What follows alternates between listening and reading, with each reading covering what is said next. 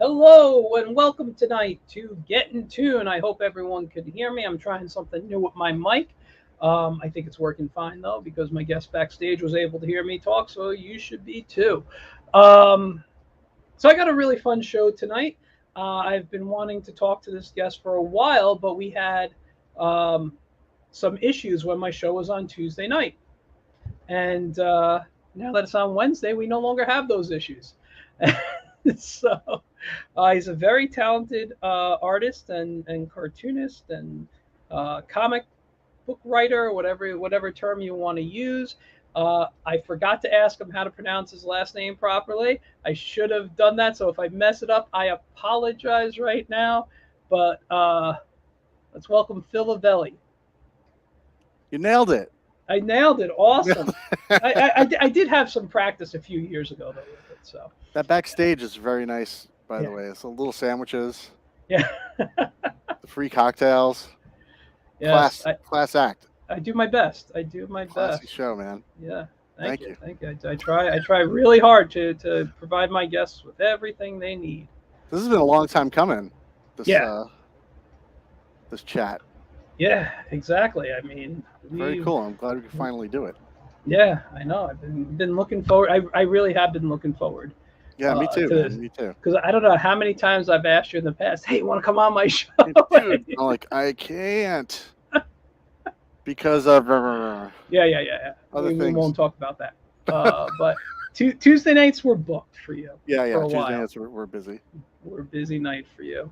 And we're going to talk about, I have it up in front of me. And just so you know, when I look down, I'm not ignoring you. I'm looking at my Cintiq, which is where I share my screen from so I can see it better. Totally fine. Okay. I'm looking in all different directions too because the camera's here, you're over here. Yeah, It's just I got it. YouTubing. Yeah. No, I know. Can I say, I love your Fire and Ice Oh, thanks, poster man. back there? I got the same one, but without the logo. I'm sorry for my messy studio, but it's on Aha. my door if you could Excellent. see it there. Excellent. Yeah.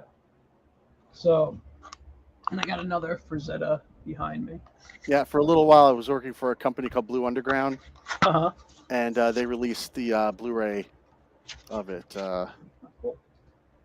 a long time ago now, 10 years ago now, maybe.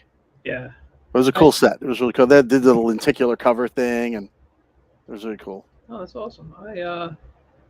I think I just saw it came to one of the streaming services. It has, what did I say? Is it I saw it HBO on, Max or something? I I saw it don't on because I'm something not else, drawing anymore. like Tubi or something crazy. Could Yeah, be Tubi. yeah.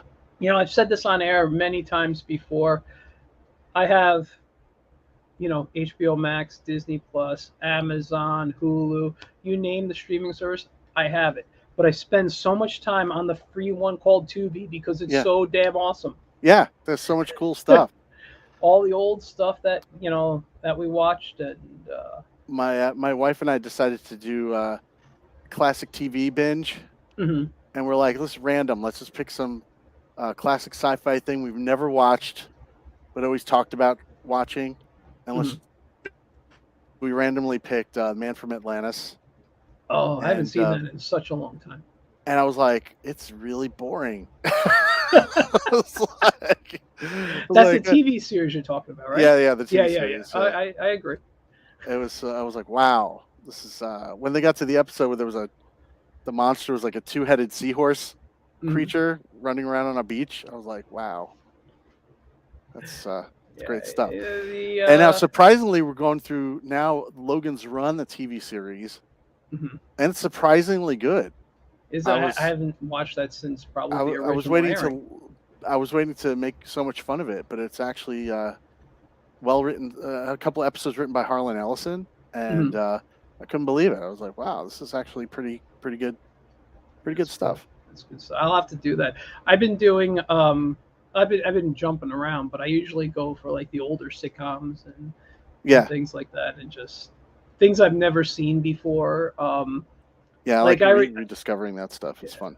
like you might remember because I know you're a few years older than me. I know that. Not much, but a few. That's true. Um, but there's like I remember Sanford and Son ended, but they had a new series Yeah, that it was what was it called? It Just was Lamont, Sanford. right? Well, no, it was just Sanford, or it was the Sanford Arms or something. Like he was gonna sell his junkyard, but then he ended up bringing in. It was one of Lamont's friends who was this heavy set guy. In reality, he was a stand-up comic in Yeah. real life, but and they brought in like I can't remember his name, but Lamont's friend.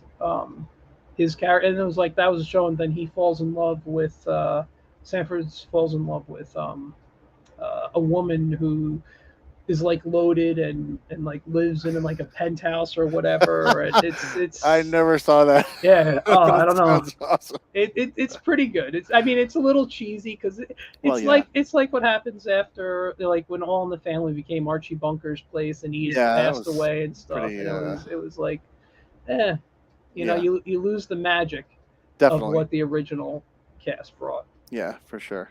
But yeah, no, it was that's like my favorite streaming service. Yeah, that's fun. Very Yeah. fun. So let's get to know you. For those who don't know you, let's find out a bit about your background. What got you into comics? You know, who were your inspirations? Things like that. You know, let's You, kind of hear your secret origin. uh, the not so secret. No. Well, the first time I ever picked up a comic was when I was really little, and my grandfather brought me to this what do you call it, like a state fair kind of place, Hmm. and we lived in Delaware at the time. Okay. And as weird as it sounds, this guy had a like literal barrels, like the old-fashioned wooden barrels, full of like, or at least the top of it had a bunch of comic books on it, so it looked like it Wow. was full of comics. Hmm. And he was like, "Oh, check that out, pick a couple." So I grabbed one. Was like a House of Secrets, I think, or it was a horror comic. I just remember that Okay. because there were monster trees on the cover. Now, how old are you when you're saying this? I had to be 8. I Okay. was really really little. And the other one was Conan. And I picked up that Conan issue, and I saw John Buscema's work, and I just flipped out. I was like, "What is this? I need to know what this is." I was just about to ask you who the artist was. Yeah, John Buscema. Yeah. And I was just like hooked at that point, and I just had to find more. I was like, "There's Yeah. more of these. I gotta get more." And so that's when that whole thing started. And then the typical tumultuous when I wanted learn that you could do that for a living, and then I broke the news to my parents. Think I was telling them I was moving to France or something.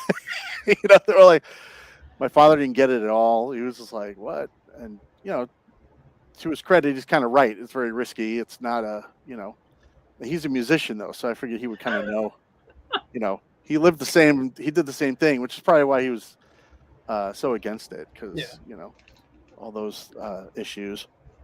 But anyway, I wound up going to college for it. Went to School of Visual Arts, Hmm. where I got to meet the gods of comics. Will Eisner was my professor. Yeah. Gene Colan, Sal Amendola, even Harvey Kurtzman was Wow. one of my professors, and that was like amazing. Just getting to talk to these guys and uh, uh, pick their brains was so cool. That's awesome. And a lot of cool times with that, with Will Eisner acting as your chief editor when we did the school. He did a thing which I thought was so cool of him to do. The end of the year project was a magazine, and they called which is called Gallery, Will Eisner's Gallery. Hmm. And everybody did like a 3-page short and got to put it in the book. Yeah. And of course, the spirit is on the cover that he drew. Yeah. And friends did the actual editing and putting the book together. I helped out a little bit, but I was like, I don't really know what I'm doing, so I'm just going to draw my pages and I'll help out where I can. Yeah. But they laid it out, so it was cool. It was like the spirit was like throwing a deck of cards, and so everybody who was in the book got to draw a card that the spirit was throwing. Oh, that's cool. Yeah, so it was neat. So a couple of my characters are on cards that the spirit is tossing, and I thought that was pretty neat. So so everyone had little short stories in there, and that was really cool. And then I just wanted to keep going with it. And from there, of course, meeting all great friends like Alex from Big Story Podcast and Gary, who is Mhm. my you know, now and forever writing and art partner. It seems because we keep doing stuff together. Like, what do you want to do now? It's like I was usually it's very much like a band. Yeah. When you have a small crew of guys who like to draw and do drawing jam sessions and stuff, and you just kind of create things, and it's really like having a band and putting a record together, you know. Yeah. Uh, so we worked together on getting our first jobs and stuff, and that one of those jobs was for a company called First Amendment Comics, Mhm. and they were based on Long Island. And it was some shifty dudes who made these like National Enquirer type comics. I got Okay. to do, like, for instance, the you could find these on Amazon actually, and eBay especially. But like the Woody Allen Mia Farrow story about the Mhm. whole affair with the adopted daughter, like really Yeah. weird stuff. Yeah. Yeah. The Bill Clinton and Jennifer Flowers affair, like stuff like that. Okay. And I was like, all right, it's a job. I was like, you got to take these jobs, even though you don't like them. You got to do your best and whatever. Yeah. And it was just starting, so it looked pretty horrible, but it was just fun to do. Um, and of course, it never got paid. Like most first jobs, Yeah. they give you you get paid on the net, Yeah. and oh, there's no net because it all went to marketing, and the book flopped. But whatever. I'm a kid. I'm like, oh, okay, I will try again. Yeah. But no, that didn't work. And then, of course, well, before that, I kind of skipped over my own book, which was called Leaf, Mhm. and that we put out in '90 through a publisher called NAB Publishing, and it was actually my buddy who decided to publish comics, and he's like, "Who's got an idea?" And I raised my hand, and he picked me first, so that's kind of how I got the gig. And of course, we're still friends today, and he does a great book called Evil Monkey Man. Uh, Evil Monkey Man. Evil Monkey That Man. sounds familiar to me. Yes, you know that book. I have On heard. Monarch Comics. From Um, what? on Monarch Comics. Monarch. Yes. Yes. Yeah, I know Monarch. Yes. yeah. So Good stuff. that's how long that connection goes back to then. So that was a part of the '90s black and white glut of releases that jammed the industry. Yeah. I'm happy to say that two of my comics were part of that glut. Everybody wanted it to be the new image. Yeah, exactly. Ninja Turtles on the next Ninja Turtles. It'll be Yeah. me, Yeah. and of course it never happened. Wow. But it was cool. I mean, my issue 2 cover is a Bill Sienkiewicz cover, Mhm. which is awesome. I have the original, which I'm really happy about. Thanks, Blake. And and it was a really great time, really really fun time doing that. For a short time, we felt like rock stars. The '90s was an interesting time. I got in towards the later end. Like '97 is when I officially started self-publishing, and probably '98 I started working for independent publishers and Hmm. stuff. But Yeah, but yeah, it was it that was was a it was great, a fun time. perfect time to do that. But the competition, of course, was super fierce Yeah, they were everywhere. because everybody was. I'm going getting that job. It Yeah, was crazy. yeah, yeah. But it was really cool when both Marvel and DC were in New York at the time, as before they all moved west. You could just go up to the offices and show pages if you were lucky enough to get their attention, but you could just walk there and do it like Yeah. anytime. It was such No, a no, such a I never cool did time. that, but I know people who did. I have friends who worked for them, whether it was through like the school internship stuff that they do, Hmm. or they kind of was you know just like out of college and they're like, here's a production gig or something. So I have a lot of friends who did stuff. People Yeah. who did that for Archie and which is a local Westchester Oh yeah. Yep. place. I spent a few months in there as a production artist for them myself. That's awesome. Yeah, it was an interesting few It's months I was a there. cool outfit for sure. And now they're getting all like Jughead's a werewolf, and I don't Yeah, I don't know. I mean, listen, I know I still know people there. I'm friends with people. They are they're a Archie good versus bunch of people. Predator, right? Yeah. Oh God, I think that was going on. That was early 2000s. That was like a while ago, yeah, but Yeah, yeah. still, I 'Cause was still kind of like, what? I think that was I was there in 2000 or 2001. Um, and I think that might have been one of the books, maybe that was like already made.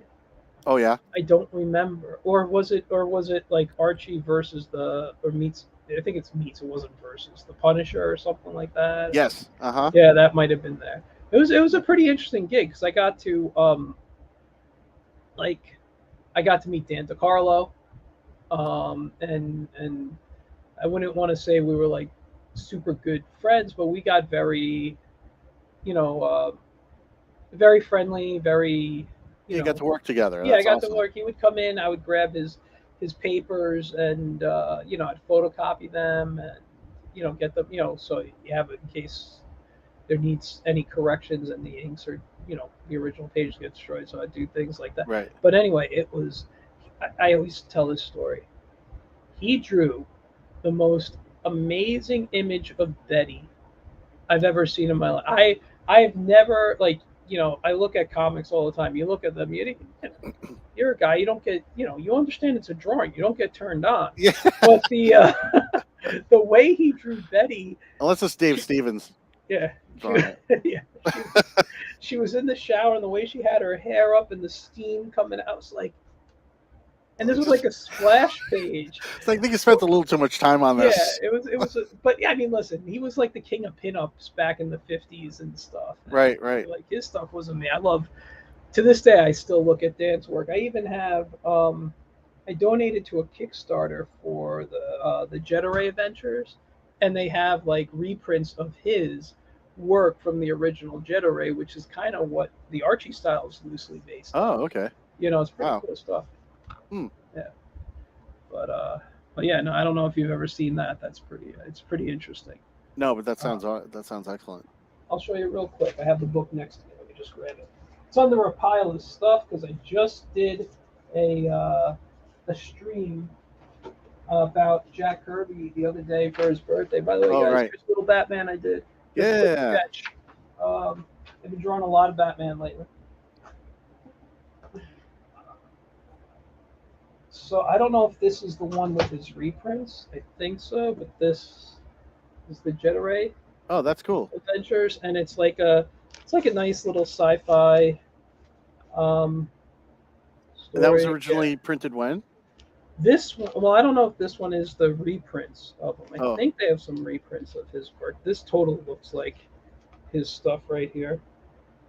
Oh, it's Jeff Schultz. No, he does a good imitation too. Um, I thought they had him in here. I don't know, but I mean, just to show kind of some of the work, you could see. oh yeah, dude, totally. Yeah, yeah, Very Archie. yeah. And I just want to say hi to George Medina checking us out tonight. How you doing, George? Hey, George. Good guy. He's part of the Catch the Craze podcast, and got his own book, The Adventures of Wonder Duck. So if you guys like, what is it, like Disney afternoon stuff, Adventures of Wonder Duck, check it Very out. cool. After this, obviously, though, because we gotta look at its monkey time. We're talking about And monkeys today, yeah, and not I ducks. I love monkeys. No, no, no, seriously. I have a children's book almost ready to come out. Oh yeah. It should have been out last year, but the publishing, self-publishing, and the website I was using is giving me some issues, and then I had some health issues, and I kind of pushed it aside. Um, but yeah, I'd like to get it done in the next couple of weeks. It's called Oodles a Doodles, about a monkey who loves to doodle. It's a really young children's book, like early. early reader stuff, like Okay. good pre-K to maybe second, third grade. George says, "I'm well, my friend. Nice to see you back on here. Thank you for the plug." Yes. Yeah, thanks. I love this is my second week back. Um, and you guys might still hear my voice. I had an issue with the breathing tube after my surgery back in June. I lost Ooh. my voice up till about maybe about 3 to 4 weeks ago. But it still comes and goes every now and then. I need to have some of my water here to help it out.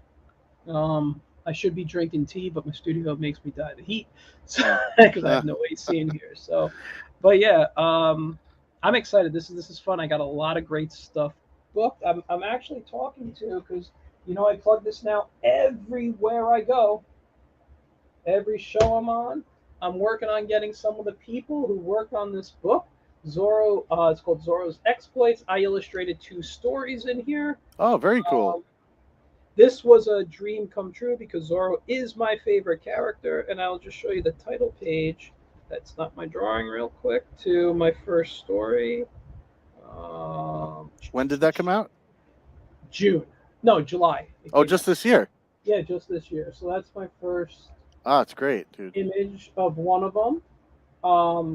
And what's really cool is this one's called Out of the Night. I want to get back to you real quick, but I'm going to plug this. I haven't plugged this. Let me explain Plug this. away, man. Let me explain this story to you. The first one's called Out of the Night that I illustrated. The second one is called. I just want to tell you real quick, A Wolf in the Land. So, A Wolf in the Land is written by Don Everett Smith Jr., who's a good friend of mine, and actually introduced me to the people for this book. So, thank you, Don. This one's written by John L. French, The Out of the Night. He's an amazing writer. I got to get him on just to chat with him about stuff. But Out of the Night focuses around the Curse of Capistrano, the very first Zorro book. So he's taking themes from that. Oh, Now, cool. one of the things in the Curse of Capistrano is he had a love interest named Lolita, who actually finds out that he's Zorro.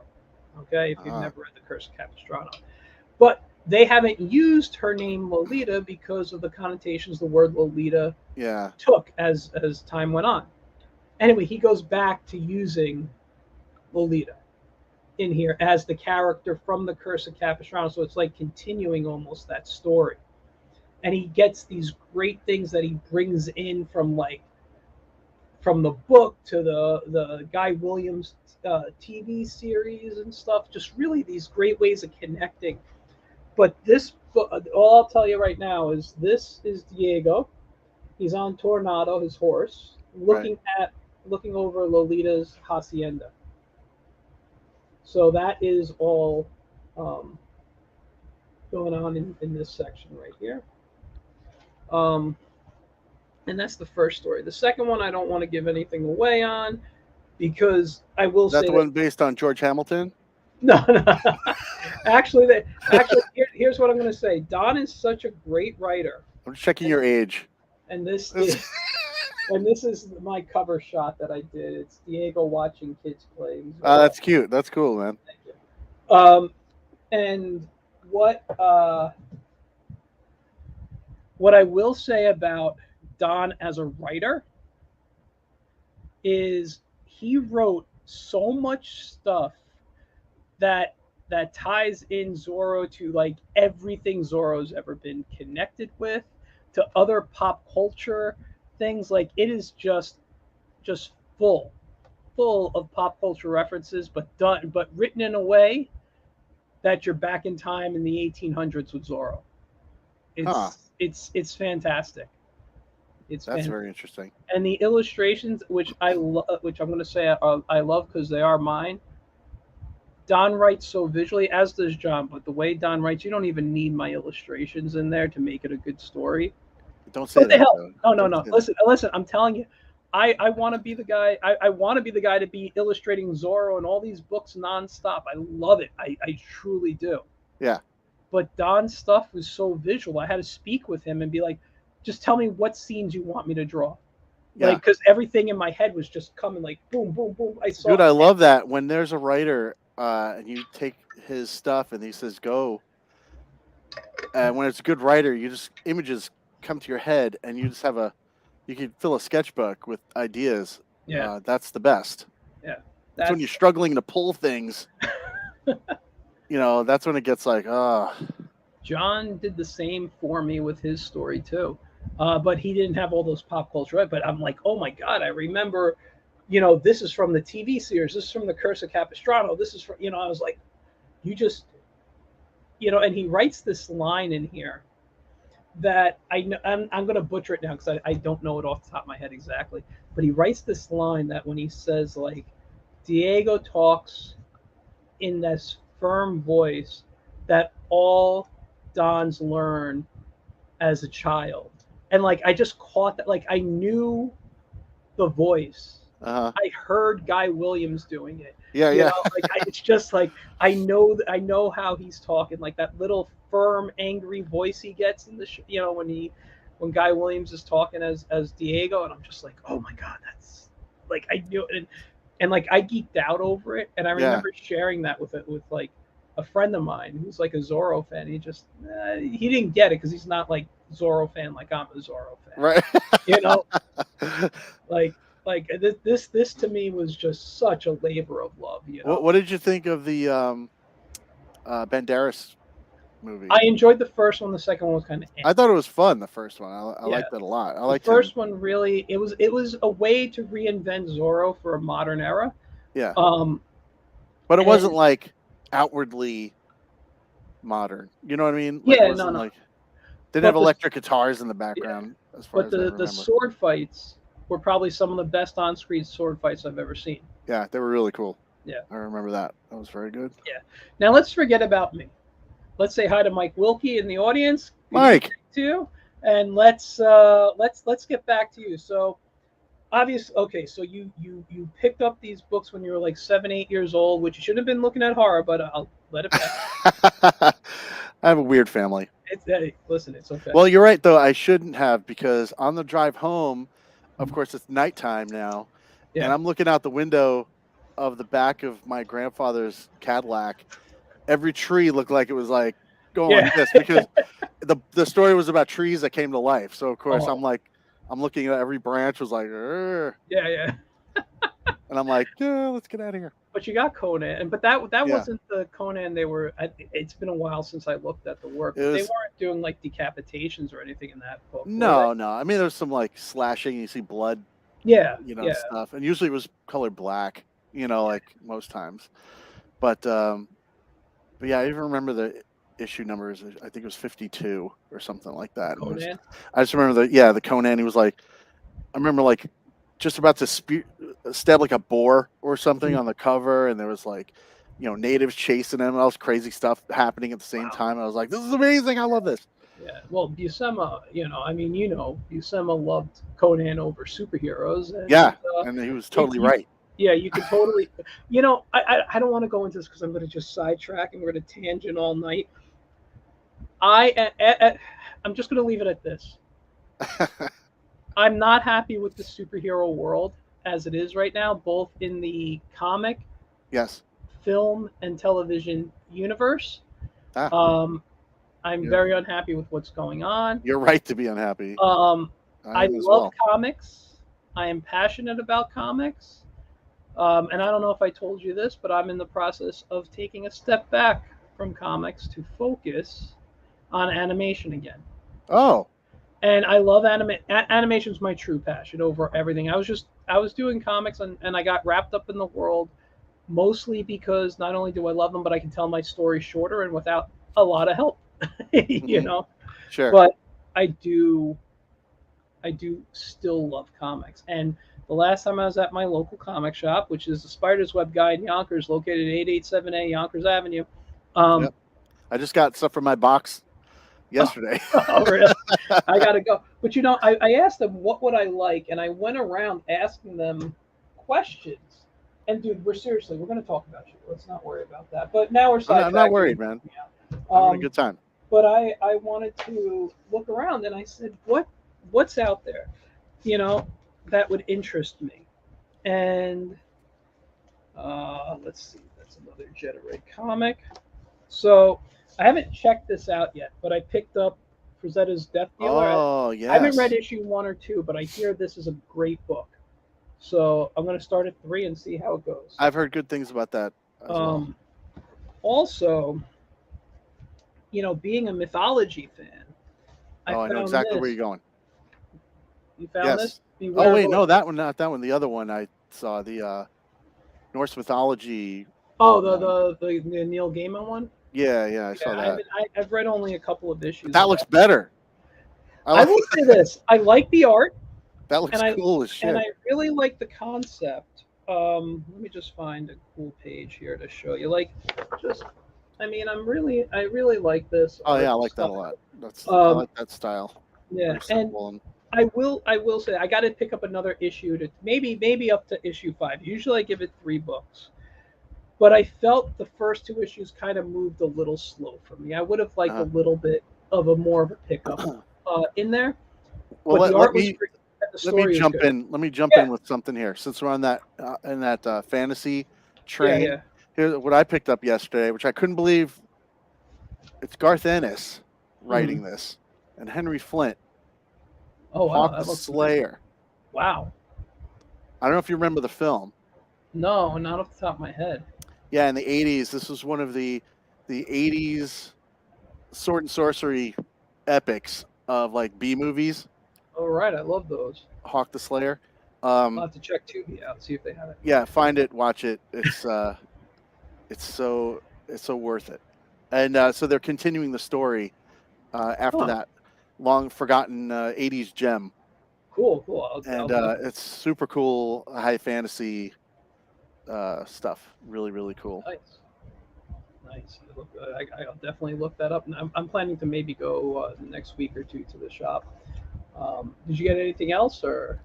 Yeah, but unfortunately, I kind of walled them up behind Oh, okay. my scenery. Yeah, no, it's fine. I got. I now I'm a fan of Ultraman, Yes.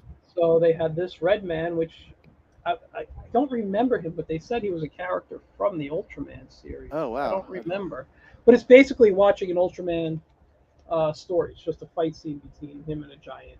Love it. Um, yeah. So I picked that up, and then staying in that whole you know, Sentai area, I picked up this called Radiant Black.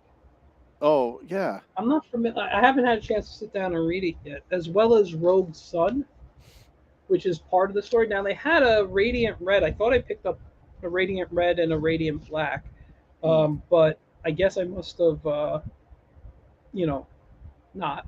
And I want to look at it, but you know what? I was talking to them, and I'm like, I always like that type of stuff. And then we started talking about the Power Rangers, and I'm like, I was never a Power Rangers fan, Yeah. but I I mean, gave the I comic a watched it try. with my kids Yeah, when it came out, when it came out way long time ago. yeah, But then that kind of faded, and we all got into Pokemon. yeah. We're a But big Pokemon family. hey, whatever. I never had to get into that. No kids. Yeah. So, but but yeah, no. But I started reading some Power Rangers books, and they're great. And the writer is it of this one? Yeah, um, of this book here uh, writes the Power Rangers, and it's fantastic. oh, that's great. And the That's a last great thing I gig. picked up that day that I've been flipping through and looking at the art more than reading it, you know, Oh yeah, and dude, those are great. yeah, I love they're those. fantastic. I haven't read one in such a long time, Yeah. but the art is gorgeous. And The other book they do is great too. The other horror yeah, book that I'm blanking on right now, the title. like But it's there's so good. this. Always a fan Just of look at those that. Look at books. that. Love that. That is one of my favorite panels Yeah, dude. in That's there. And let me go over to this where the wolves are attacking him. yeah. It's just gorgeous, gorgeous I stuff. love black and white books. Are still Yeah, like one of my favorite things. Everyone I talk to is like, don't do a black and white book. They don't sell. I think you should be. Let me tell you this. Everyone's saying that, but I had this conversation with Ray Felix. I don't remember if it was on my show last week or just one of the streams we did because Ray and I have been streaming together on and off for a couple of weeks. Um, and we started talking about manga and how popular manga is. Hmm. Manga's all in black and white and grayscale, you know? It's true. It's true. And if that's outselling, excuse me, sorry, if that's outselling American books, Yeah, it is. why Why why shy away yeah, from it? why not pull from there? I mean, you don't have to draw manga style unless you'd Yeah, like to do it's that. a great point. And I It's a do great point. enjoy the style. I mean, Yeah, I'm reading more manga too. yeah. But yeah, there's no reason that, doing a black and white grayscale book, but I don't think it will work as a floppy. It has to be like a It's just got to graphic be like novel. a one single graphic novel type Yeah, story. I think. exactly. But I think that would sell in a heartbeat. Yeah, if the art is interesting and the story is cool, I don't think you'll have a problem. And if you do something black and white like we just looked at in there, you're going to sell more to artists than to probably anybody. Yeah, true. Like there's a YouTuber, a guy who I enjoy watching and talking to, a guy named Joe Ball, and he has a book coming out called Death, Death, Death, and it's a black and white book. You can find it on Indiegogo. We'll plug for him, and it's gonna be like 300 plus pages, and it's just about this war. You got giant stuff in it, like big robots and things, and barbarians and tons of crazy shit, and it's all black and white. It's a bit of a manga style, but not exactly. And looks amazing. I backed it in like a minute. The minute I saw it. What's the name of the artist again? Joe Ball. BAL? BAL? BALL. I'm just writing it down so I can look it up. Yeah, the title's very easy to remember. Death, death, death, death. Yeah, there you go. You're I'm good with that. Yeah, it's funny because I'm not a horror fan, but I love, fantasy. It's more about like the ravages of war and loss and things like. It's very dramatic, but there's a lot of action in it. I'm good with that. I'm good, It's and really cool. that's actually something I don't think we have too much in American comics. And it sounds like he's pulling a bit from manga storytelling. Oh yeah, where sure. because American comics don't we focus more on the action and and when we do try to do something dramatic and whatever. Yeah, lately it's not about action anymore. Yeah, I can't. I mean, I don't know. Listen. I'll complain later off the air. We can probably have a 6-hour conversation with me just complaining. Yeah, I'll do the same. We'll commiserate. I feel terrible because I love the medium so much. Yeah. I've taught comics, cartooning, and I've always told people the reason I love it is because you're just limited to your imagination and skill with a pencil. That's right. it. Yeah. That's it. You don't need fancy colors. You don't need things. You just need paper and a pencil. Yep. That's it. And an imagination. Go for it. The ability to draw perspective. Yeah. Well, that's what that. You know who doesn't draw perspective? The fantasy guys. That's why. It's all nature. They just kind of throw crap. They all take it. That's exactly what I said to my wife today because I'm complaining about a page I was drawing for Leaf issue 3, and it's this witch woman who's about to do a sacrifice, and it's on the top of her building, which she's in the penthouse of, and behind her is the cityscape. And I'm like, why did I write this?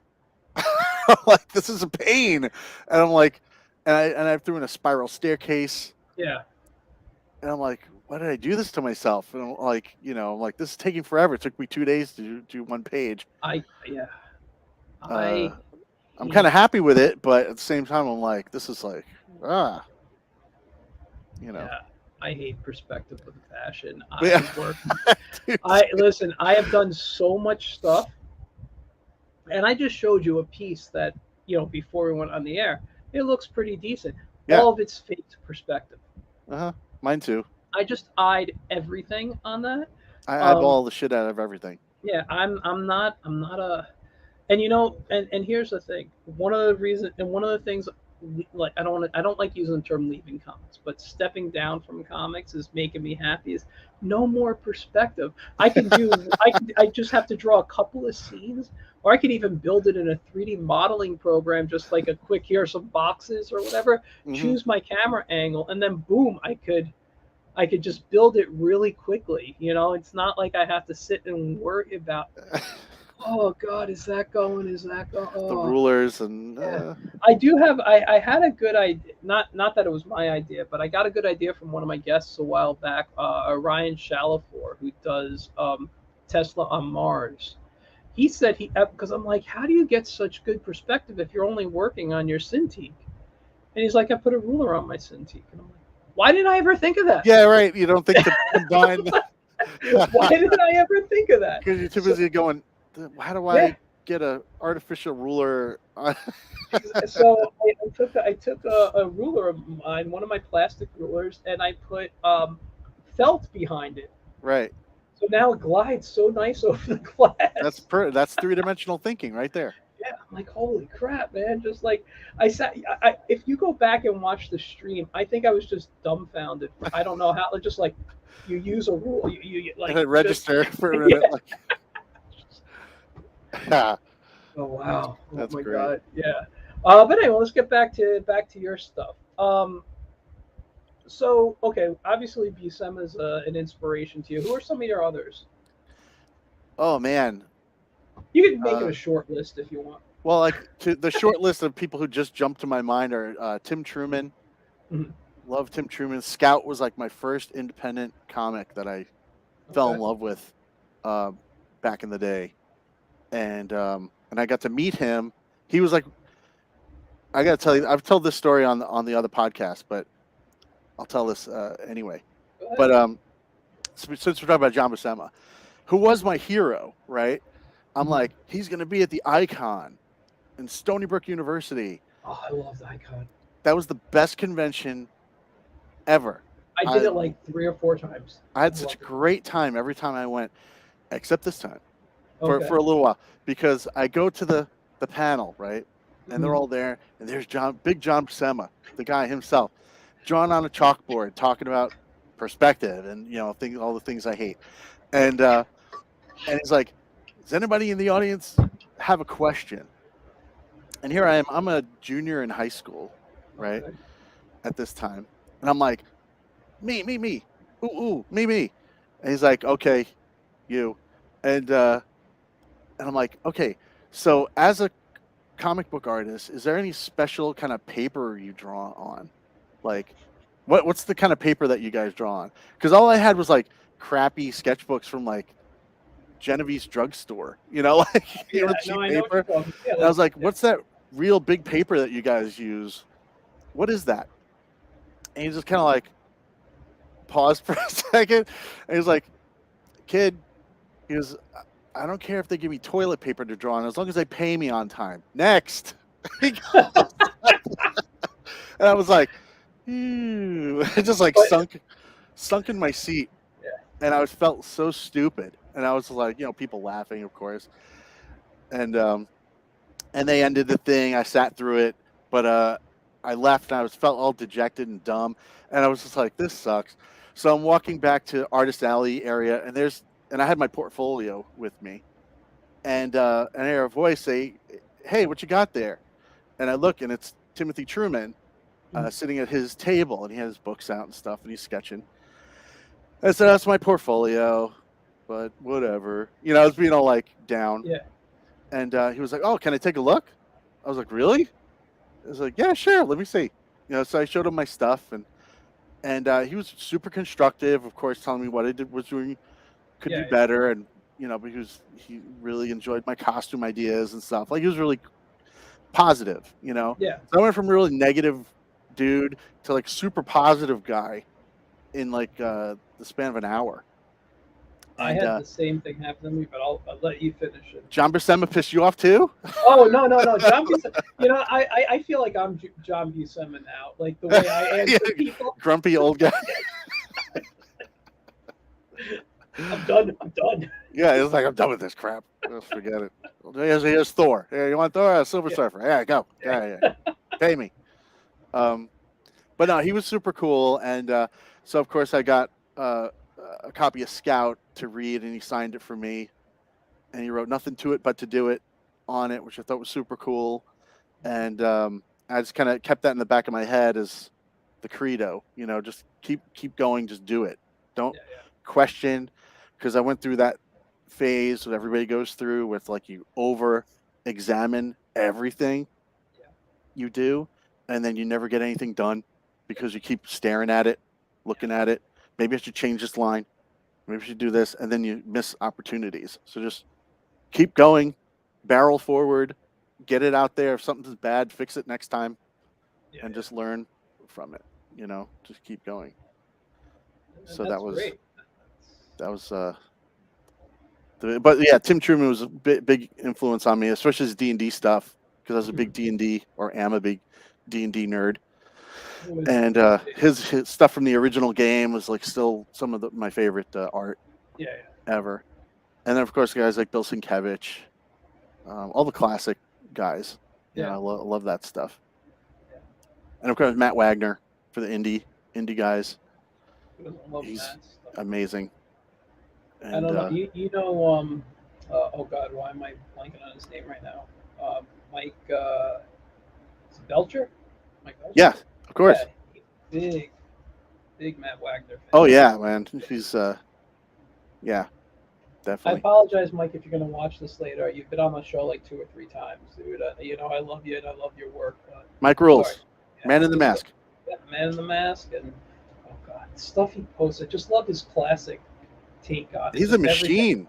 Yeah, Him and his son, yeah, awesome worked together. That's yeah. great. No, that's fantastic. And yeah, so that's the short list of influences. Okay, Or that's cool. yeah, Now you said in college, right, or just after college, uh-huh. one of the books that you did was your Leaf book that you're redoing now. Right. Um, Now, I'm sorry, I'm a little behind. Haven't paid attention much to what's going on in the world of the indies. Totally okay. But do you have issues 1 and 2 out? As I heard you say, you're working on 3. Yes, monarchcomics.com. Mhm. Coolest publishers ever. I think it's Yeah. going. I So you go to yeah, monarchcomics.com. Yeah, Leaf #1 came out a year or so, a couple of years now. I'm very slow. And and issue 2, and it's actually 2 stories in one, because in the original comic that we did, I really wanted to work with my good friend Gary, who mhm. Yes. Gary Dufner, and I wanted him to do a story, because remember back in the day, comics would always have indie comics would have a backup story Yeah. in there. You have the main story, and then you have a backup story, and usually it was something that would come later as a full issue of something. Yeah. So I really wanted Gary to do something, but he was always pressed for time, or he worked really hard, and he was t-shirt presser class and all this stuff. He never had time. So I said, just do a backup story. Let's do Yeah. that. So at least you'll be published, with me, and let's do this thing. So he did United Forces as the backup story for my book Leaf. Okay. And so I would have the full issue, and then he would do like 4 pages as the backup. And we only got 2 issues out before the publisher changed gears and decided not to do comics anymore, went into the music business. Oh, is that what's So going on now? that's what happened at that time. So Oh, we got two issues out. This was back in '90, back in the okay. day. Oh, I So thought you were talking about present day, but I'm no, sorry. no, Go no. ahead. Present day, thankfully, we're still okay. Yeah. Oh. But back when we started, that was Gary was the backup story, uh, and we got 2 issues out. We were doing pretty good. One of the coolest feelings I had in comics was going to a convention and seeing my book next to The Crow issue 1, Wow. and they were both $20, like up on the wall. I was like, wow, You made it. coming for you, James O'Barr. Of course, he kicked my ass, but it was fun while it lasted. Yeah. So anyway, did Leaf, did all that stuff, and the school ended, and we were going for a little while, but then it stopped, and now years and years later, old friends getting back together, decided to do the let's get the band back together kind of speech. Yeah. and then we started doing Leaf and United Forces again. But this time we split the book evenly, and so it's kind of like 12 to 14 pages each, and so it's a full issue, but we both share it. So it's a flip book. Oh, So on one side you'll have his cover, and you flip it, and the other side will be my cover, and we're both telling our stories. can you tell us what Leaf's about? Yeah, Leaf is takes place in New York City in the year 2086. Um, Only because I actually picked that because when I created the character it was 1986, and I thought it would be funny to make it 100 years in the future. But now none of this people Yeah. know, if people even see it, they can be like, "This shit ain't happening in 2086," you know. But to me, that's the future. So somehow magic is tapped into. So now we have, uh, um, the time of technology is giving way to the time of magic again, Okay. and so now it's kind of like the equinox. Like everything is meshing together. So you have magic and technology kind of in the same area. Why is it happening? Where is it coming from? The elves who are in their sacred land of Tirnanak sense that magic is back, and they send a scout uh, above, above ground to see where it's coming from, because it seems tainted in some way. So now the elf who goes to the surface discovers Leaf, the main character, and all this magic is emanating from him, and they don't exactly know why. And meanwhile, uh, Leaf is a vigilante in New York City, and he's killing drug dealers and users of a drug called Mage, because someone has harnessed that magic and put it in a drug and is selling it. And so random people are just shooting it, and they get magical abilities for a certain amount of time. Um, so Lee feels personally like he needs to stop all of this and stop the drug lord who's in charge of all of it. So he's starting at the street level now, and he's going to kind of work his way up to take on the big boss eventually. That sounds fun. So Do you know how many issues you're thinking? right now we're just kind of winging it because it's a little difficult because since I'm really only doing half issues, Mhm. every time we do an issue, it's really only half an issue because Gary's doing half and I'm doing half of a full book. Um, so right now I'm taking it scene by scene, and we're just going to Okay. keep going until one of us gives. I gotta say, I like that concept though. You know, It's kind of fun, and it's great. It's a good 2 for 1. If you want to be like yeah. salesman-y about it, it's like you are getting 2 stories for the price of one comic. I've always had this idea for a comic, and it's because I I've got a library full of ideas. I mean, I have my plunger pup, and there's at least 100 plus characters just within that world. Yeah, And then I have other stories and whatnot. But I always had this idea of, I'm and waiting it's for the Wiz trade paperback. that's being worked on actually. I'll Knew it. tell you right now. I when I had a computer era a year or so ago, and when I had to reformat my what do they call it, my computer, I lost 4 strips plus the cover. Now I Oh, have the strips saved in low res as well as the cover in low res.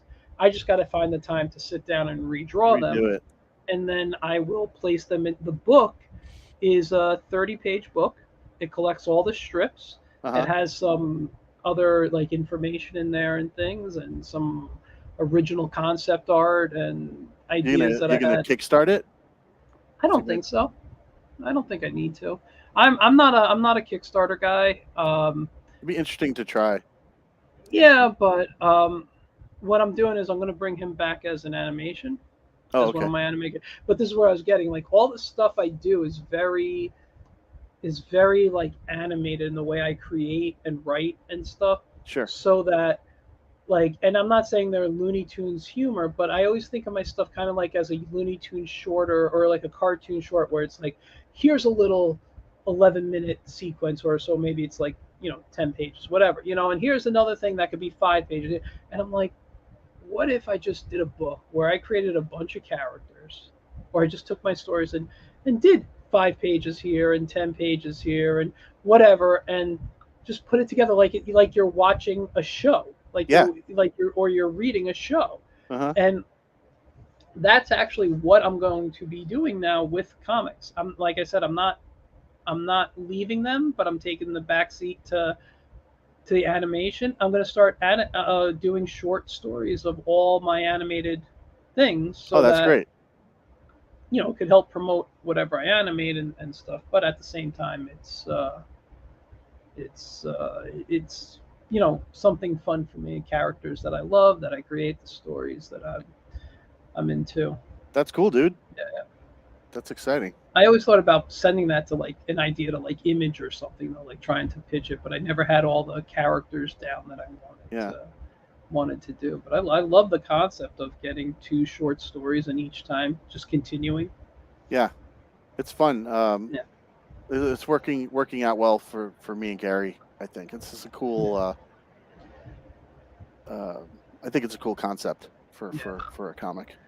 And I wish Gary might have been able to come on tonight, but I guess Yeah, I was trying to get him, but he's actually not even home. So it's okay. Well, I'll have to do a show just with him then. Yeah. Grab So Gary. He's very good guy. entertaining. I enjoyed my time chatting with him that one. Gary's time. the man. 2 times I did. But let's see what time is. Okay, we're almost an hour in. I know we sidetracked, but that's fine. I like doing that. Yeah. So Monarch Comics is your publisher. Yes. Let's talk about how you got involved with them, and you can get issues of Leaf from Monarch. Now, are they the original comics that you did, or did you do any updates? No, the original. Well, the original books are long out of print. You could find, if you're really super curious, they're always on eBay somewhere. Okay. But it's kind of hard to search sometimes. If you do Leaf comic issue 1, you'll get it. But if you do through Leaf #1, you'll get weird, on eBay right gold, now. Gold Leaf, like leaf on a plate, like that kind of thing. So I'm on my phone right now, opening up eBay. There it is. Let's see. So you just want me to type in Leaf comic? Leaf comic issue 2 or issue 1, I think should work. Issue 1. Let's try. I always got to start with issue 1. Yeah. I'm gonna say no to that because I'm seeing a lot of DC stuff. It's definitely not that. Yeah, so the first thing is Lumberjanes. Then we go to Secret Origin of Batman. Yeah, that's it. Avengers #50. From Leaf comic #1. Yeah. You're getting that? Leaf comic issue 1 I have in here. Huh. Don't Pay the Ferryman issue 1. It's Scorpion Comics. 1987 DC Comics Superman 2nd series. Number 1 through 226 plus annuals 1 through 4. You pick the issues. That's crap. Weird. Just a lot. Ooh, that's nice. Oh, it's a mini comic. Green Lantern Origin to Green Lantern. I'm sorry. I'm gonna have fun now. Now you're shopping. Yeah, no, that's what always happens, man. I typed it's on there somewhere. Like I said, it's hard to find. I want to show you. I picked this off eBay. I'm a big Mighty Mouse fan. You know, I had my medical issues. Otherwise, I'd be allowed. I can't get tattoos because of my medical issues. And if I was allowed, I always wanted Mighty Mouse right here, and I was going to have the red just kind of go down to the arm like the street. But I found this. It's a black and white comic, and it turns out I have friends who worked on this book. Oh, no way. I did not know this, but people worked on this, and then is the deputy dog on there too? Yeah. That's great. The editor gave me my first couple of publications, like the first few issues I got published. I messaged him. He hasn't read it on Facebook yet, but I'm like, if this is who you are and this is your book, I need your signature on it here. And Yeah, totally. That's cool. I'm like, I'm going to all my friends. I'm like, you worked on this. You worked on it. I need autographs. So, That's cool, man. I don't even know if I want to read it now. I just want to bring it to shows that my friends are at and get it Yeah, signed. just get it signed. The team ball, Yeah. right? Uh, so okay, so you can get those on there. And when do you expect issue 3 to be out? Well, as I'm still inking it, maybe a little while. So you doing a what? Let's say a 14-page story, and you're L- on late fall, late let's fall. say. Well, that's not too bad. I mean, that's what, 3 months away. Yeah, I'm trying to crank it out as best as I can, but Yeah. I was a little distracted by this for a little while. Yes, and we're going to get to Doo-doo-doo. that really quickly. I just want to open up the website, Monarch Comics, so we can just check that out real quick. Do you, okay, so let's just share. They And always then, have a really cool deal that if you go to the website and give them your email, you can get a free issue 1 of any title on the site. See right there?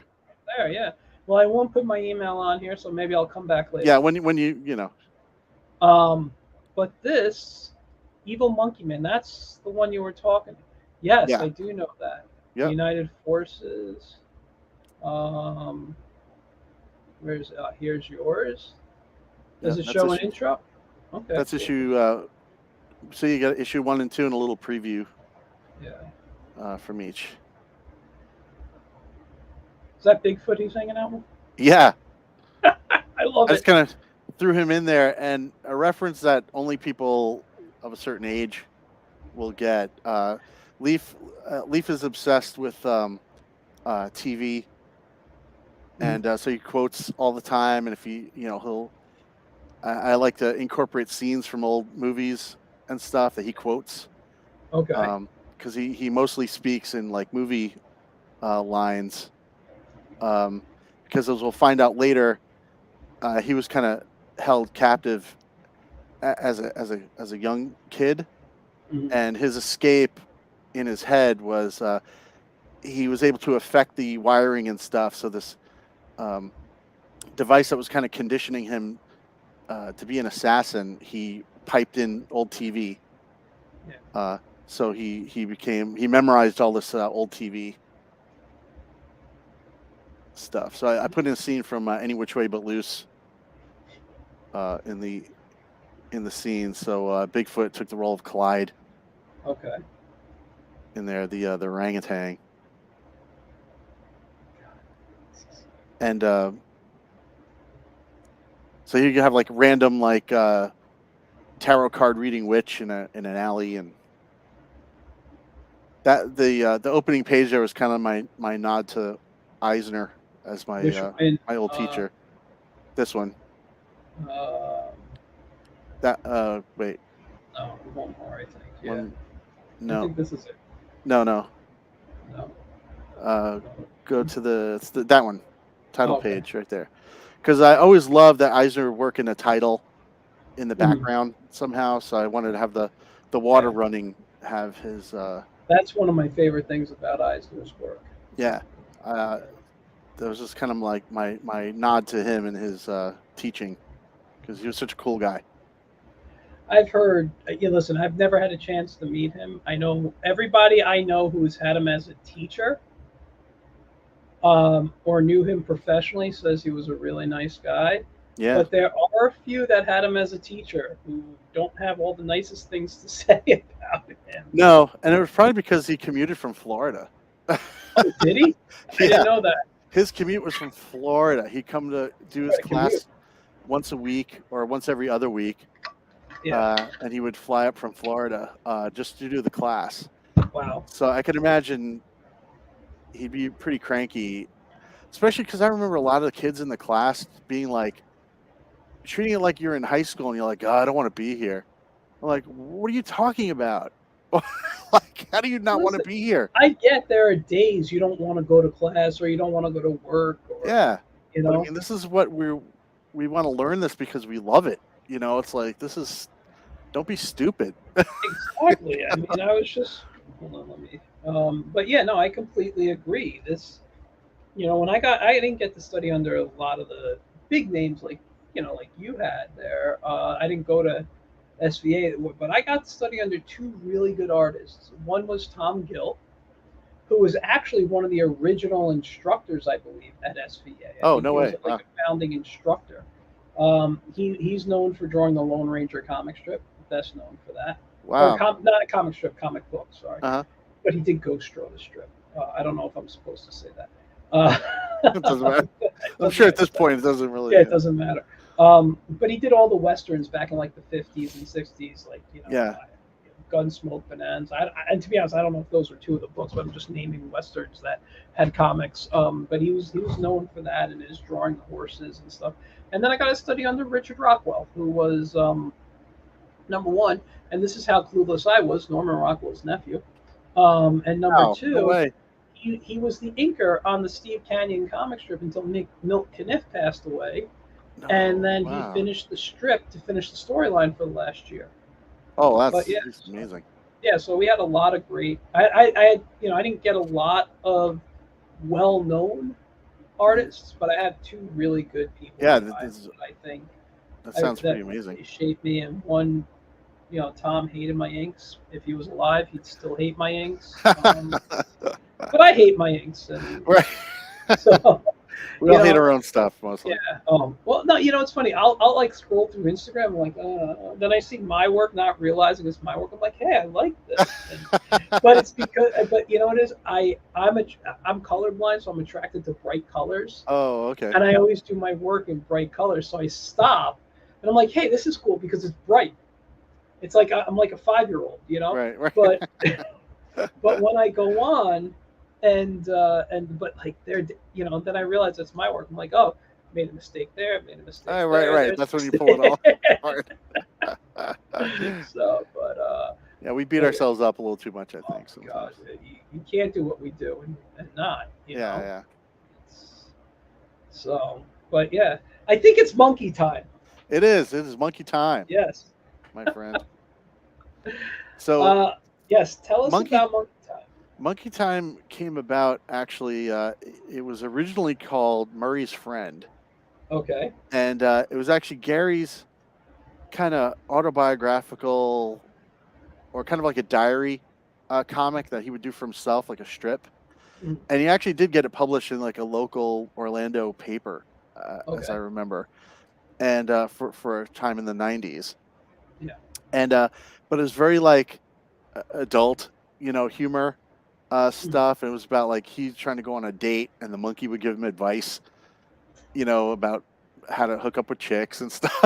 It's like really, really dumb and really bad. But the drawings were amazing because Gary's a great artist, and the stories were funny.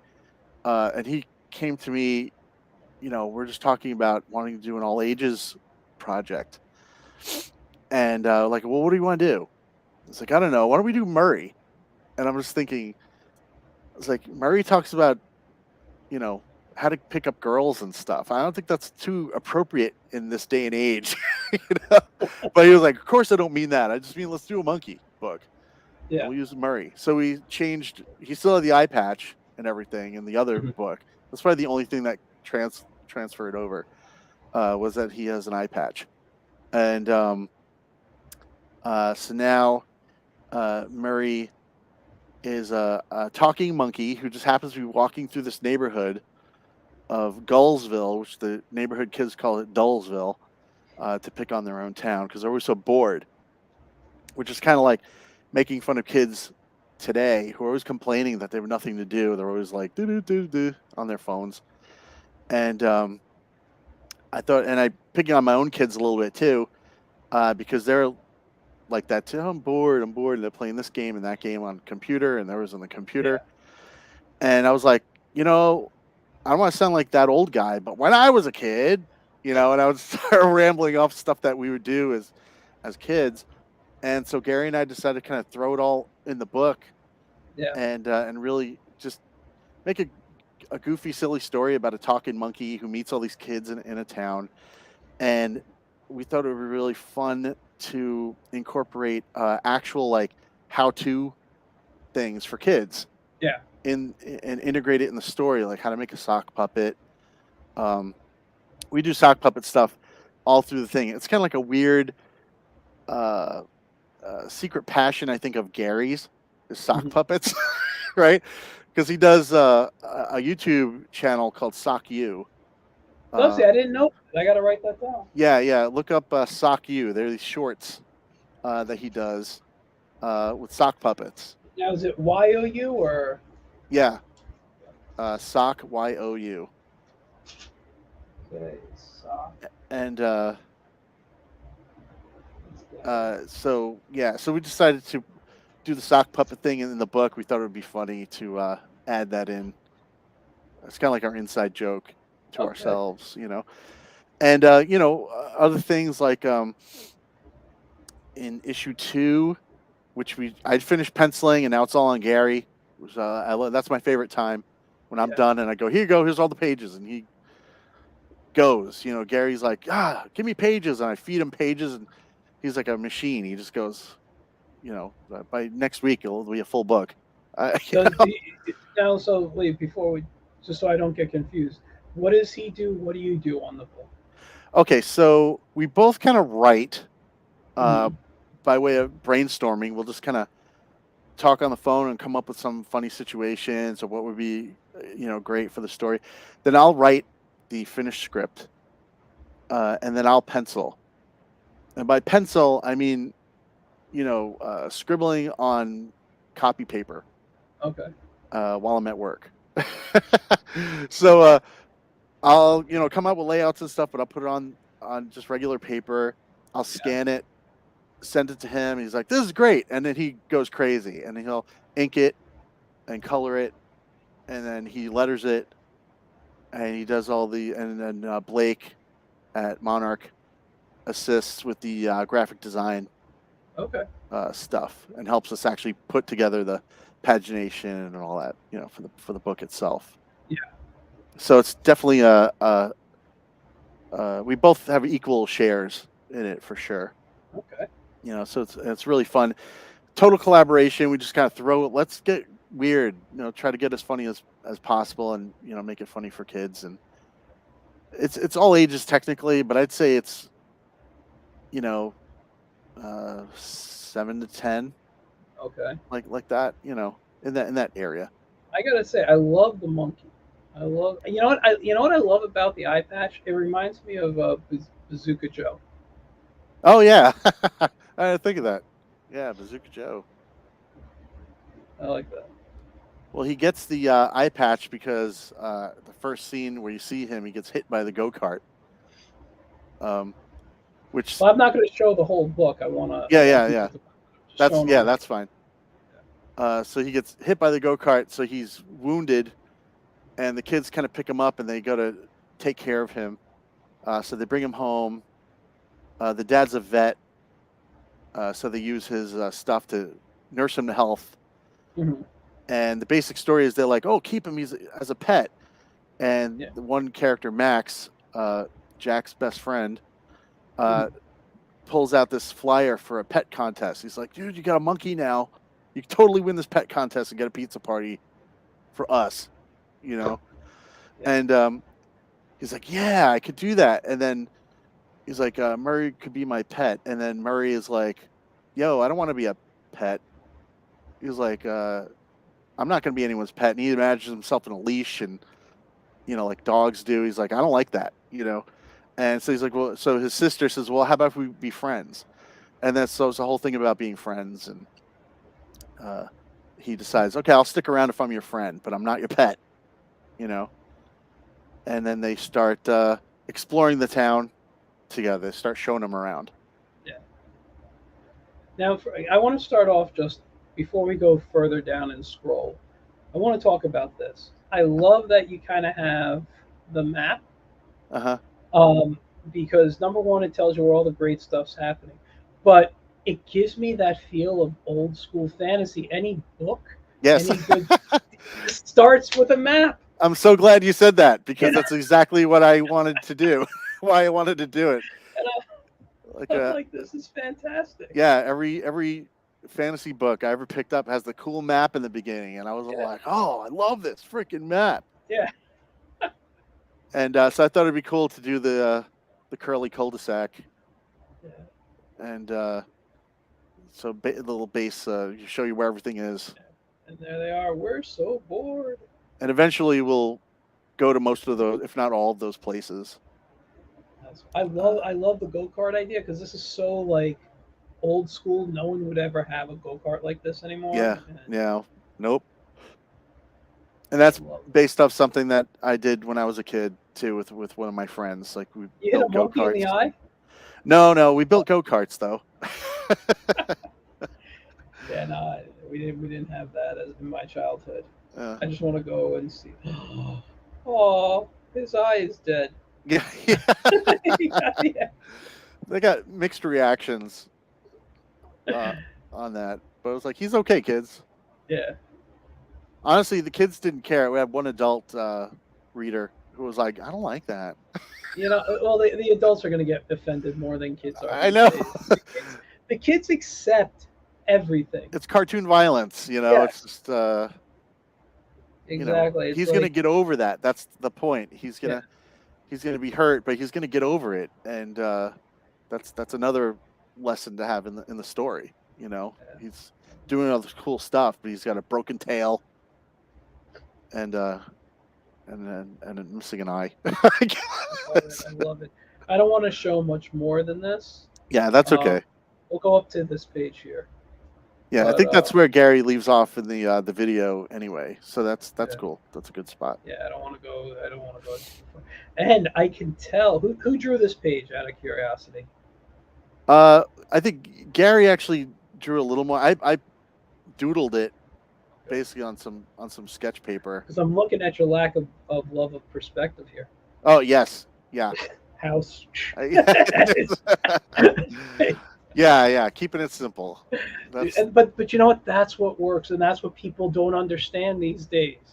Simplicity works. Yeah, just keep it simple, stupid. Yep, exactly. Although I used to have to say silly at certain jobs I worked for because I wasn't allowed to call people Oh stupid. jeez. Yeah. Hey, Don't get me started. Listen, when you teach people, Yeah. Teaching is yeah. you can't call anyone stupid, no matter how dumb they are. It's. And I'm kidding. There was no one who was dumb. No, I know. Yeah. There were just a lot who chose not to ask the right questions, or do their homework, or show up to class, or a bunch of things like that. Anyway, There's a lot of that. But we did the Kickstarter went pretty well with it. We did the what did we have? Here, look, we had a sticker. hold on. Let me give you the screen so we can see. Where's my monitor? There it is. Hold on, and there you go. You got the solo. So we got the Murray sticker. Oh, I like that. Came out, and we did one trading card.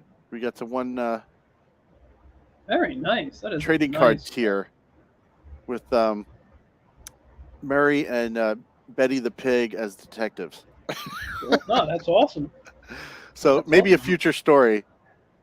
I like that. Now that I have you zoomed in, though, I'm looking at your back of your wall. I'm sorry. I'm looking around and see. Yeah, I got a lot of. That's my wall of junk, my treasures. I mean, Hey, listen, they're all good stuff. You got a great copy of a cover from Justice League. There, one of the most famous Justice League covers. love that whole run. It was like one of my favorite runs of any book ever. So readable. And what is that? My Name is Bruce over there. Yeah, that's the Bruce Campbell movie where he plays himself, and he has to fight an ancient Chinese god. I love Bruce. You know what? We were speaking of Tubi earlier. I was rewatching The Adventures of Briscoe County Jr. Oh, dude, I loved that show. That is such a great show. Love that show. I put it down a couple of months ago because I just got busy with stuff. And I want to go back. I have I think 8 more episodes to finish the season. And I have the box set. try not to touch it because I don't want anything to happen to it. Well, it's on Tubi, so you can still watch Yeah. it. So I'll do that. Yeah. I'll do that now. Oh, dude, that show is just great. Such a cool show. What's his name? John Astin is Yeah. fantastic in it. Yep. You know, so good. Lord So Bowler. Good. Yep. Is a cool character. Oh yeah, he was good. That I believe he passed away though. That actor. Yeah, he did. Yeah, sadly. Yeah, but I didn't see him in many stuff. He was a wrestler first, right? I think, or that I don't know. I just or know he maybe was a in sports. I thought he was like an athlete of some sort.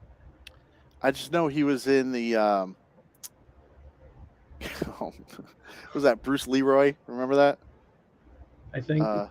Yeah, I have to look it up, but it sounds familiar. He's like the bad guy in that movie, but I forget what the name was. Something Dragon. Okay. It'll come to me. I hate that I forgot that. Yeah. But that's usually I'm good with my cheesy movies from the 80s. Yeah, I was it during the pandemic. I showed my wife, and I think this was maybe from the 90s. But do you remember the Perfect Weapon movie? Oh yeah, Perfect Weapon. Yeah, I love that. I love that. And she's a big Is that Jeff Speakman? Yeah. Right. Yeah, and she's a big fan of SVU. You know, Law and Order SVU. And what's her name? Who plays like the main character in there? Is in that movie as his love interest. Oh. So she's like, okay, I'll watch the movie.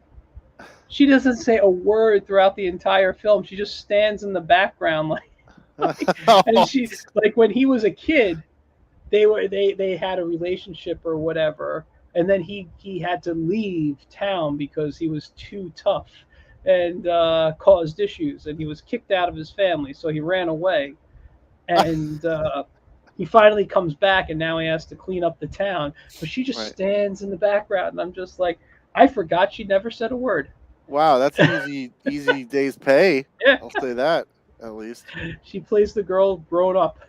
Wow. That's funny. But oh my god, I love that movie. I love all the like American Ninja. Yeah, man, those were some of my favorites. Yeah, all the Chuck Norrises.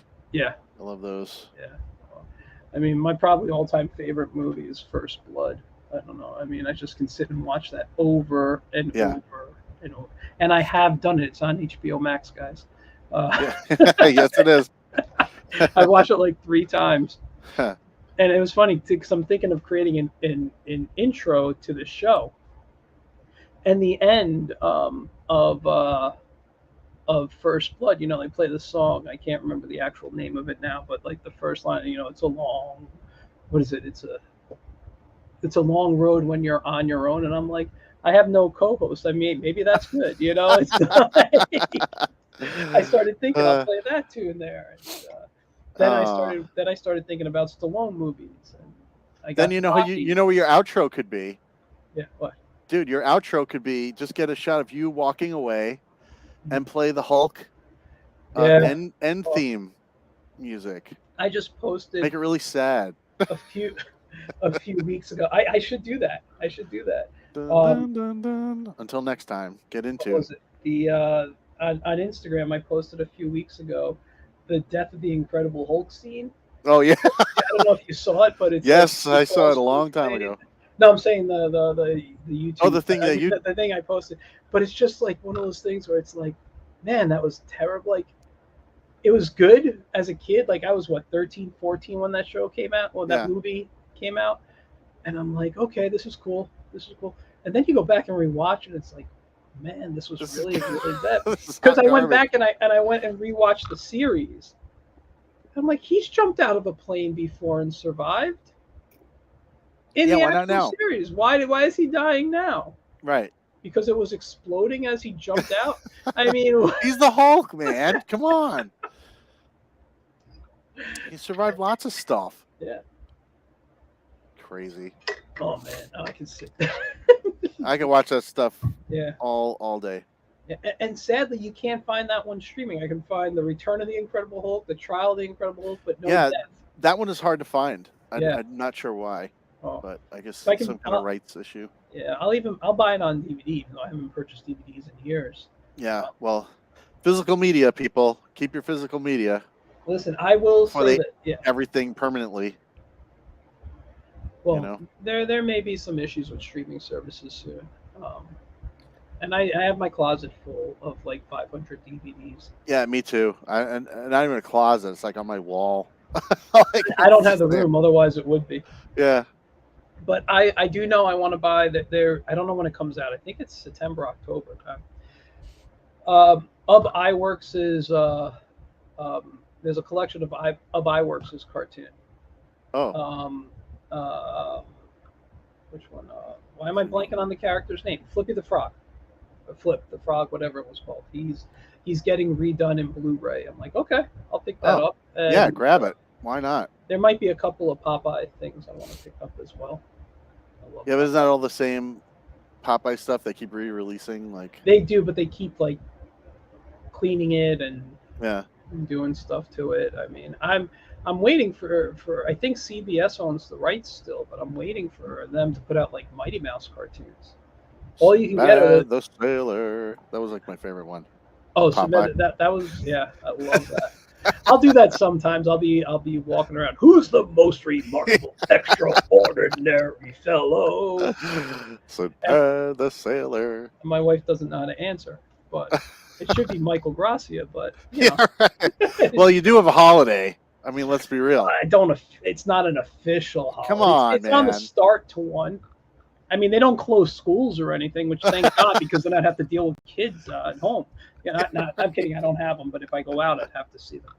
Yeah, then you have to deal with them. Yeah. Listen, I'm kidding. I love kids. I work with kids. They're all great, but As long as there's somebody else's. yeah. Exactly. I've always told people I couldn't do what I do if I had my own kids. Yeah. You know, I enjoy working with them. They're awesome. Their minds are so great.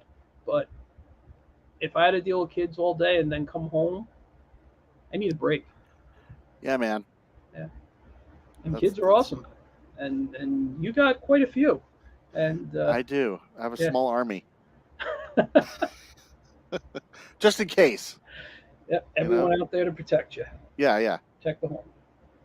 But let's see. I want to get back talking about your comics. We're gonna probably end in a few. We're Right. almost at the hour and a half mark, and I probably could go a good 2 hours plus with you, but you know, people do have We'll jobs. do a part 2. Oh, totally. Yeah. Okay, I'll bring Totally. Gary next time. You have to. I'd love to chat with Gary. Yeah, let's do that. Maybe we even do a draw if you want. Yeah, Set that's up all he does. He won't like show himself on camera fully. He's always this tiny square here, and the rest is his Cintiq. He's like a superstar. I don't. I should. Maybe I should set it up like that. Yeah, right? all you see is Should I change it where? Let's see here. So it's coming out. I don't know. Where the hell am I? There I am. So it should be like a down shot with my Cintiq right here. I kind of like that. It's very dramatic. Very dramatic. You see the shine on my head. You know. I'm right behind you, brother. Yeah. Oh no, not even close. I can see what you got. I know what I got. Even still cold and shape. I haven't combed and shaped my hair since I was like 23 or 24. Okay, that's not true. Probably 28, but all right, stop exaggerating. it went pretty quick. Yeah. Well, the as far as right now, I believe you can pick up the book on Amazon, which is good. Yeah. We're trying to actually get it up on the Monarch Comics site, but I think we're coming up with a newer cover because all we have right now is the Kickstarter version, which has no cover dressing or the price or the number on it, and no barcode. Yeah. So you kind of need all that. So we're making that the retail version, I guess you'd say. Mm-hmm. And then we'll have it up on monarchcomics.com as well. You could also get it on Gary's site, but I forgot to write it down what it is. So maybe I'll send it to you, and you can, if you send it to me. I'll put it in comments or just share it on. I'm happy just to share it on my social media. Cool. But yeah, I'm listen, dude. I'm loving what I'm seeing. Thanks, man. I do think there are some purchases. I might wait to see you at a show to buy them. So I can get them signed in person because if I have them home, I'll forget to bring them with me. Yes, Uh, I know that. I do that. yeah, I do that all the time. You know, I did. I went to. It's funny. I went to a D23 event. For those who don't know, it's a Disney fan club event. It was in Disney World. It was all about the parks and stuff and things going on in the parks. The big Mhm. one happening. I don't know if it already happened, but there's one going to be happening out in Anaheim. Um, and that's like everything Disney. That's like Comic Con for Disney. Oh wow. Okay. And so I went to the one that was about the parks back in November, and I heard Eric Goldberg was going to be there. Now, for those who don't know Eric Goldberg, he's best known for animating the genie in Aladdin, but he's animated so many awesome things. He's worked for Warner Brothers. I mean, he worked on a bunch of stuff. Anyway, I have his book right here. It's one of my all-time favorite books on animation. Character Animation Crash Course. This Oh. book is fantastic. And I have two copies. I'll tell you how I got two copies. One I bought for myself because I'm just a nerd for this stuff.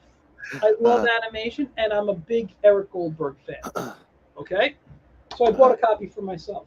The second, I was working at one of the many schools I was dealing with at one point, mhm. and they wanted to make this a copy for one of their courses. So they sent me a review copy, and they didn't want it back. Well, Hey, I have, bonus. which was funny because I already read the book because I owned my own copy. But I'm like, Right. okay, I'll take a review copy. Why not? And Hell yeah. well, they had to. I don't know if it had to be like legally given to me because I wasn't going to use my own book if it ran with the class. I would have to use theirs because God forbid something happened. I'm Right. out money, so they had to give me the book for the class if it ran. Oh, okay. That's a cool Um, deal. so I'm like I'm gonna bring my book down, and I'm like I'm never gonna meet him. How am I gonna get close enough to meet this guy to autograph? So I said I'll leave the book home. Then, Uh, as we're sitting there watching this stuff, and he just finished his panel talking about how his Cirque du Soleil show that he was part of in creating the animation for and whatnot. Well, he kind of directed it and helped plan it out. But um, anyway, he goes. My wife goes just to take a break. She goes, "I've been sitting here. I need to walk around." So she gets up and walks around, and through these glass doors, she sees Eric sitting at a table outside, uh. and she comes back and she goes, Michael, you might want to take a walk. I'm like, why? I'm listening to this. She's like, oh, Eric's outside. I'm like, I think I need to stretch my legs. And I get up and I walk outside and he's talking to someone. I'm like, ah. So Where's the I, book? I go, I kind of walk past them and I'm screwing around on my phone and I'm just like trying to play it cool. And then the Trying to find person's an talking. opening. Yeah. So, because I'm like, I could stand here all day. I don't care about what's going on in there anymore because I'm like, Eric's here. And so finally, he's left alone, and I ask him.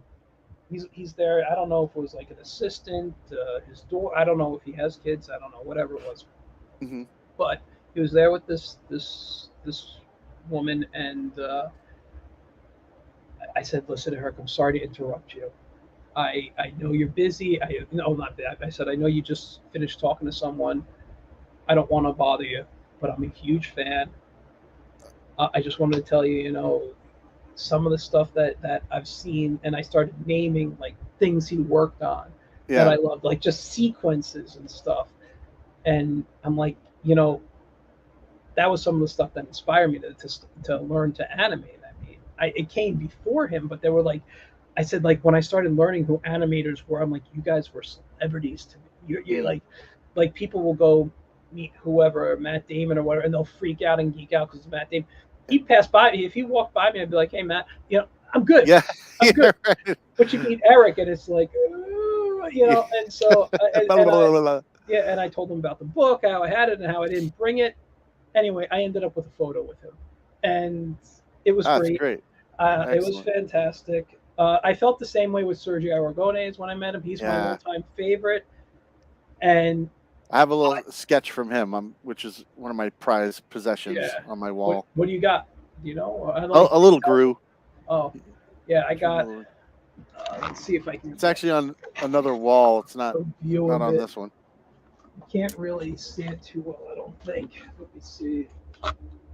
Right behind the. Oh yeah, check it out. So yeah, grew with the minstrel stuff there. That's That great. one he gave me a great deal on. It was selling in his thing for about 100 and or over. No, I think it was over 200 because the amount of character and stuff. Um, but he gave it to me for 125 dollars, Oh wow. and I'm like, I don't know why I got a deal that good, but okay, I won't say no to it. Yeah, I that's don't great. dish out a lot of money on artists. I love artists, but I don't put up a lot of original art. Yeah, I I put don't up have prints. much. I don't have much myself. Number one, I can't afford it. Number two, what I do have, I got to try to put away and keep nice, and I don't want it destroyed. Yeah, So I don't buy a lot of original art.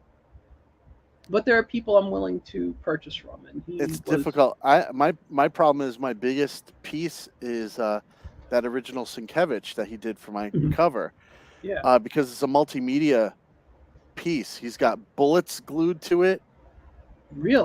thumbtacks, and acetate, Man. and paint spattered on it like really thick globs.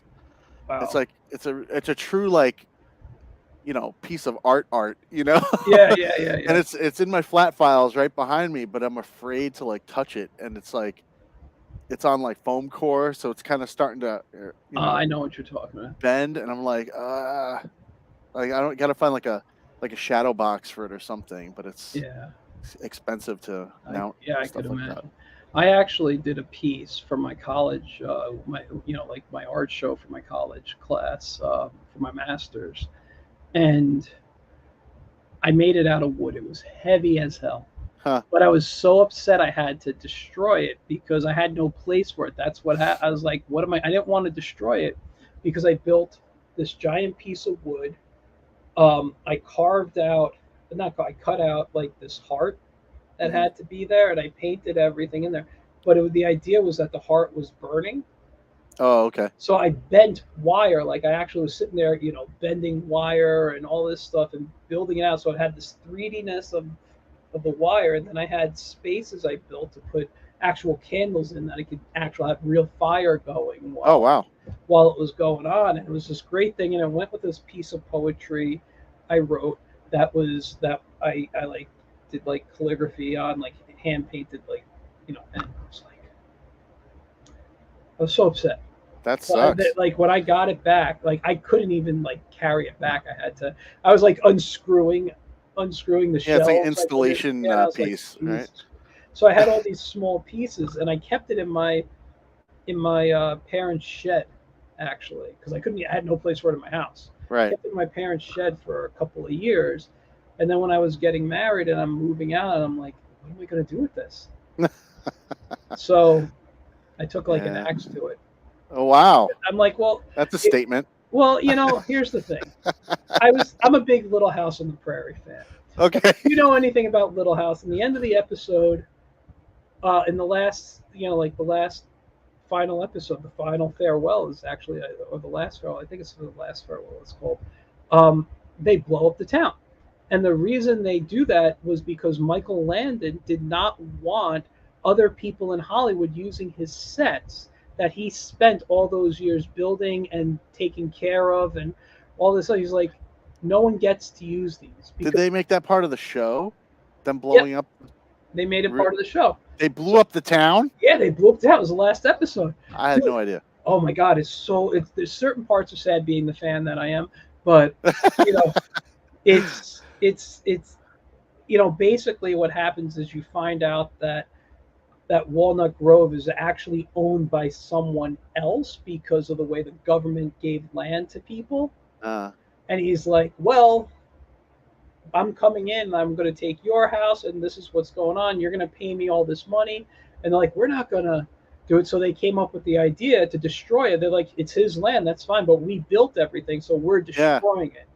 So he can come to a burnt land, and he was going to do this to other towns. So he came in with the freaking cavalry. He came in with the with other people from other towns, and they're like, well, if you're going to do this, if you're going to try to take over our town, this is what we're going to do to it too. So everyone's like, well, that's exactly what they were doing.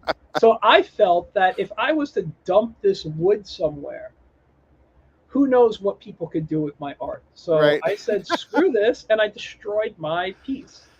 Wow. And I said, if I can't have it, no one can. Yeah, yeah. No one was willing to buy it, so it's a piece of art. So I'm like, screw you. Wow. But yeah, that's how I feel. I'm very good. Did you take pictures of it though? I have some photos somewhere. Well, that's good. At least you have I have my from the show. I have it hanging on the wall. And I Yeah. have some like in progress photos I took. But this is like, what year did I do this? 2005. I graduated with my master's. So it's not even like cell phone type of photos. It's like the beginning of digital cameras. I might have even took some on like, like the disposable cameras still. I don't know. Yeah, sure. So it's a lot. Wow. A lot of things we do. That's I have to learn to, but it's something that happens also with animation. You just have to know. Not everything you do is going to be successful, and not every image you draw is going to be great. And you may have to, they may cut a scene and say after, oh, well, you just penciled out, 30 seconds of animation, which took you however long to do. We just cut that scene. Sorry. Yeah, just cut your scene because we don't feel it works right. And it's like, okay, what are you going to do with all those? You toss them. Yeah. What are you going to just keep extra stuff? So anyway, I should probably end this for tonight. Yeah, but definitely would do this again. Yeah, definitely bring Gary now that it's not on Tuesday nights anymore. Right. Yeah, we got. I'll drag him over. Works for me. Cool, dude. Just bring him on. We'll do a drawing night. Yeah, that'll be great. Something, and we'll have a lot of fun with it because that'll be great. Last time I was on any kind of stream with you guys, we were drawing together, and that was a lot of fun. Yeah, definitely want to do that again. Yeah, totally. So, well, thank you for coming on. Yeah, thank you very much for having me on. Anytime, man. A lot of fun. Yeah, you're welcome anytime. I had a great time chatting. I'm going to drop you backstage in a minute if you want to hang out, and I'll do my wrap up. But you guys, monarchcomics.com to get Leaf, and Amazon.com to get It's Monkey Time. It's Monkey Time is an all ages book. Yep. That, I'll be honest, I haven't had a chance to read through the whole thing just because you sent me the copy today. Yeah, I just sent it today. I've had a very busy work day. Yeah. But yeah, I'm excited to go through this. I've been loving what I have started. Awesome, thanks. And I enjoy the artwork. I'm not going to lie. It's the second I saw the map, I was hooked. So that's what did it for me. Awesome. So thanks again for coming on. I'm going to drop you backstage, and I'll talk to you in a moment. Take care, everyone. Thank you. Yeah. All right, guys. So that was a fun time. Again, only second show back. Having a great time. Phil's a great guest. Phil, fantastic artist. Seriously, check out his stuff. Monarch Comics makes some great books besides theirs, but make sure you get Leaf. Make sure you get Gary's book. And I'm blanking on the name. I think it's Action Force. Let me go on. I still have Monarch Comics. So sorry, I could bring Phil back, but I want to see. Why is this? There it goes. Oh, United Forces. I don't know what Action Force was. Sorry, United Forces. So check out United Forces, which is Gary's book. Check out It's Monkey Time, which is Phil and Gary's book. And check out Leaf, which is Phil's book. All right? That's actually also Gary's, too, because they're double-sided. But it's a good book. The stuff looks fantastic. So monarchcomics.com and amazon.com. And you guys are really going to enjoy it. So with that, guys, I'll see you next week with possibly multiple guests. I'll find out. I'm going to confirm by the end of the week. So you guys have a great rest of your night, great rest of your week, and I'll see you soon. All right. Bye, guys.